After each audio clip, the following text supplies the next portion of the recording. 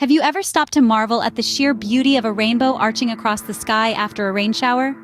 Throughout history, these vibrant arcs of color have captivated the human imagination, weaving stories across cultures as symbols of hope, promise, and even divine intervention.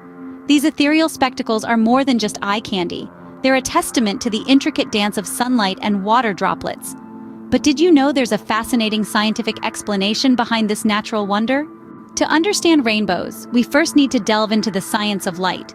Light, you see, is a fascinating medley of colors, each with its own distinct wavelength. Red has the longest wavelength, while violet has the shortest.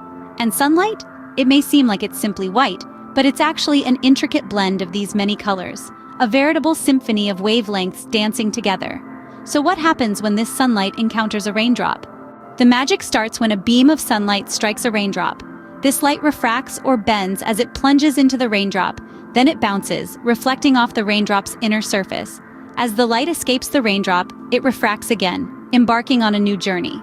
This intricate dance of bending and bouncing causes the light to disperse into a spectrum of colors, painting a circular arc across the sky, a phenomenon we fondly call a rainbow. But why do we see the colors in that particular order?